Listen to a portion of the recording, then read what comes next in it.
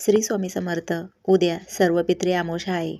या 15 दिवसात आपल्या पितरांची काही कारणामुळे सेवा झाली नसेल, म्हणून उद्या आपल्याला जास्तीत जास्त पितरांची सेवा करायची आहे. उद्या आपल्या पितरांसाठी आपल्याला 1 तांब्या पाणी, त्याच्यात थोडे काळे तीळ टाकायचं आहे आणि सूर्याला अर्घ्य द्यायचं आहे.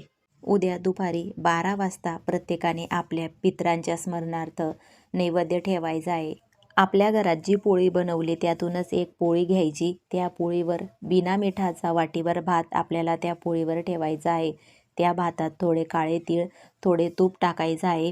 हे सगळं वस्तू आपल्याला आपल्या छतावर घेऊन जायच्या आहेत. ज्यांना छतावर जायला जागा नसेल त्यांनी गॅलरीत ठेवले तरी चालेल. हे सगळं करत असताना दक्षिण दिशेकडे तोंड करून आपल्याला बसायचं आहे.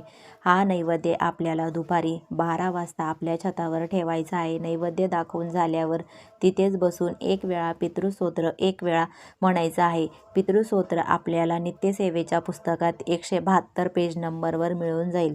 त्यानंतर आपल्याला पितरांना नमस्कार व प्रार्थना करायची आहे की या 15 दिवसात आमच्याकडून तुमची सेवा करताना काही चूक झाली असेल तर आम्हाला क्षमा करा आणि यापुढेही आमच्याकडून अशीच तुमची सेवा करून घ्या आणि त्यांच्या आत्म्यास शांती, त्यांना मोक्ष मिळावा हीच प्रार्थना आपल्याला करायची आहे. हा उपाय प्रत्येकाने 12 अमावस्या केला तर नारायण नागबली करायची वेळ येत नाही. आपले पितृ खूप शांत होतात ह्या सेवेने. ज्यांच्याकडून या 15 दिवसात पितरांची सेवा झाली नसेल त्यांनी उद्या आवर्जून पितरांची सेवा करावी.